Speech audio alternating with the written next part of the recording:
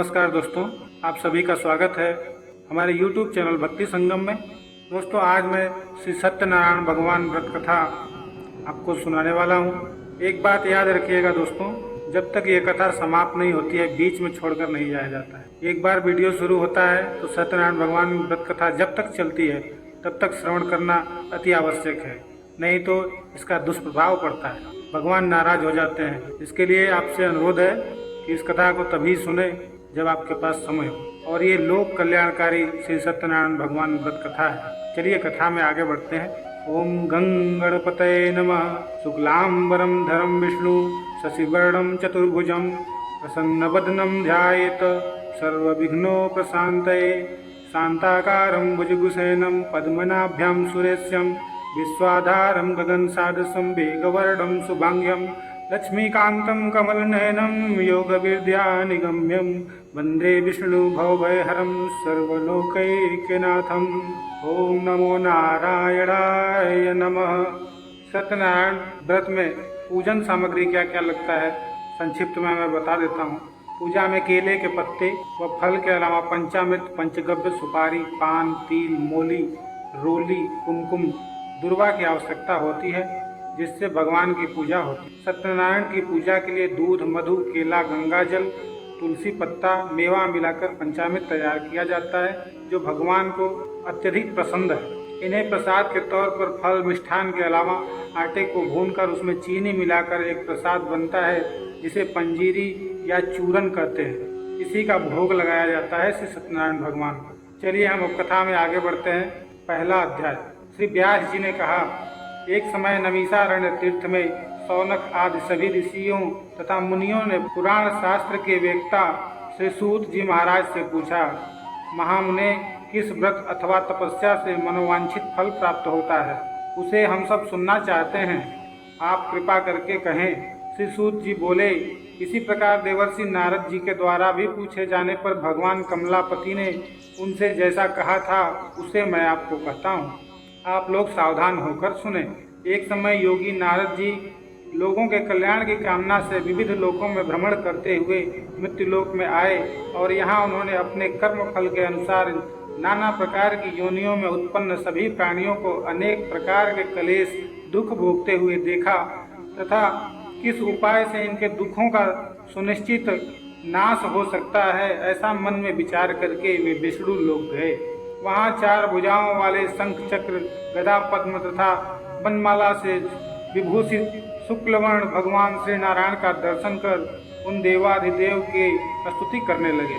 नारद जी बोले, हे वाणी और मन से परे स्वरूप वाले, अनंत शक्ति संपन्न, आदि मध्य और अंत से रहित, निर्गुण और सकल कल्याणमय गुण गणों से संपन्न, स्थावर जंगमात्मक, निखिल सृष्टि प्रपंच के कारण भूत तथा भक्तों की पीड़ा नष्ट करने वाले परमात्मना, आपको नमस्कार है।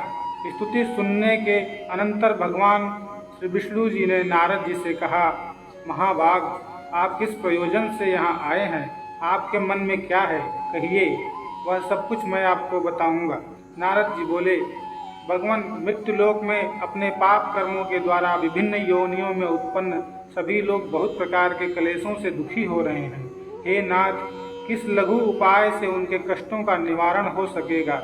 यदि आपकी मेरे ऊपर कृपा हो तो हम सुनना चाहते हैं, उसे बताएं। श्री भगवान ने कहा, हे वत्स, संसार के ऊपर अनुग्रह करने की इच्छा से आपने बहुत अच्छी बात पूछी है। जिस व्रत के करने से प्राणी मोह से मुक्त हो जाता है उसे आपको बताता हूँ, सुने। हे वत्स, स्वर्ग और मृत्युलोक में दुर्लभ भगवान सत्यनारायण का एक महान पुण्यप्रद व्रत है। आपके स्नेह के कारण इस समय मैं उसे कह रहा हूँ। अच्छी प्रकार विधि विधान से भगवान सत्यनारायण व्रत करके मनुष्य शीघ्र ही सुख प्राप्त कर परलोक में मोक्ष प्राप्त कर सकता है। भगवान की ऐसी वाणी सुनकर नारद मुनि ने कहा, प्रभु, इस व्रत को करने का फल क्या है? इसका विधान क्या है? इस व्रत को किसने किया और इसे कब करना चाहिए? यह सब विस्तार पूर्वक बतलाइए। श्री भगवान ने कहा, यह सत्यनारायण व्रत दुख, शोक आदि का शमन करने वाला है, धन धान्य की वृद्धि करने वाला है, सौभाग्य और संतान देने वाला तथा सर्वत्र विजय प्रदान करने वाला है। जिस किसी भी दिन भक्ति और श्रद्धा से समन्वित होकर मनुष्य ब्राह्मणों और बंधु बांधवों के साथ धर्म में तत्पर होकर सायंकाल भगवान सत्यनारायण जी की पूजा करे, नैवेद्य के रूप में उत्तम कोटि के भोजनी पदार्थ को सवाया मात्रा में भक्ति पूर्वक अर्पित करना चाहिए। केले के फल, घी, दूध, गेहूं का चूर्ण अथवा गेहूं के चूर्ण के अभाव में साठी, चावल का चूर्ण, शक्कर या गुड़, यह सब भक्ष्य सामग्री सवाया मात्रा में एकत्र कर निवेदित करनी चाहिए। बंधु बांधवों से साथ ही श्री सत्यनारायण भगवान की कथा सुनकर ब्राह्मणों को दक्षिणा देनी चाहिए। तदंतर बंधु बांधवों के साथ ब्राह्मणों को भोजन कराना चाहिए। भक्ति पूर्वक प्रसाद ग्रहण करके नृत्य, गीत आदि का आयोजन करना चाहिए। तदंतर भगवान सत्यनारायण का स्मरण करते हुए अपने घर जाना चाहिए। ऐसा करने से मनुष्यों की अभिलाषा अवश्य पूर्ण होती है। विशेष रूप से कलयुग में पृथ्वी लोक में यह सबसे छोटा सा उपाय है। दूसरा अध्याय। श्री सूत जी बोले, हे द्विजों, अब मैं पुनः पूर्व काल में जिसने इस सत्यनारायण व्रत को किया था उसे भली भांति विस्तार पूर्वक कहूँगा। रमणीय काशी नामक नगर में कोई अत्यंत निर्धन ब्राह्मण रहता था। भूख और प्यास से व्याकुल होकर वह प्रतिदिन पृथ्वी पर भटकता रहता था। भगवान ने उस दुखी ब्राह्मण को देखकर वृद्ध ब्राह्मण का रूप धारण करके उस द्विज से आदर पूर्वक पूछा, हे विप्र, प्रतिदिन अत्यंत दुखी होकर तुम किस लिए पृथ्वी पर भ्रमण करते रहते? हे द्विज श्रेष्ठ, यह सब बतलाओ, मैं सुनना चाहता हूँ। ब्राह्मण बोला, प्रभु, मैं अत्यंत दरिद्र ब्राह्मण हूँ और भिक्षा के लिए ही पृथ्वी पर घूमा करता हूँ। यदि मेरी इस दरिद्रता को दूर करने का कोई उपाय आप जानते हो तो कृपा पूर्वक बतलाइए। वृद्ध ब्राह्मण बोला, हे ब्राह्मण देव, सत्यनारायण भगवान विष्णु अभिष्ट फल को देने वाले हैं। हे विप्र, तुम उनका उत्तम व्रत करो, जिसे करके मनुष्य सभी दुखों से मुक्त हो जाता है।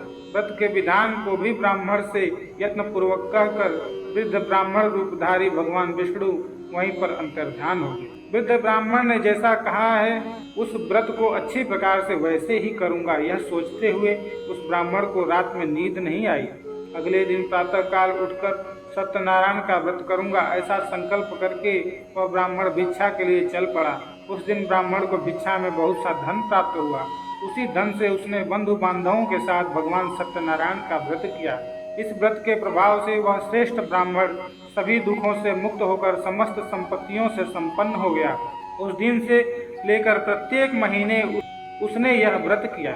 इस प्रकार भगवान सत्यनारायण के इस व्रत को करके वह श्रेष्ठ ब्राह्मण सभी पापों से मुक्त हो गया और उसने दुर्लभ मोक्ष पद को प्राप्त किया।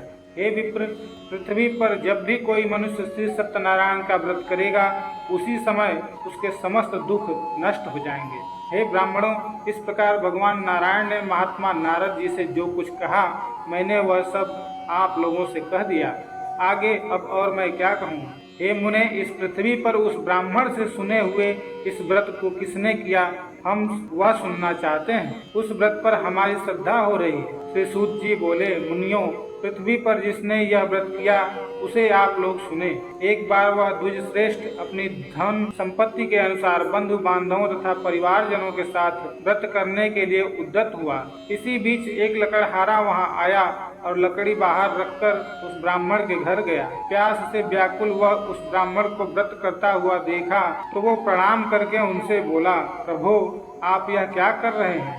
इसके करने से किस फल की प्राप्ति होती है? विस्तार पूर्वक मुझसे कहिए। विप्र ने कहा, यह सत्यनारायण का व्रत है जो सभी मनोरथ को प्रदान करने वाला है। उसी के प्रभाव से मुझे यह सब महान धन धान्य आदि प्राप्त हुआ है। जल पीकर तथा प्रसाद ग्रहण करके वह नगर चला गया।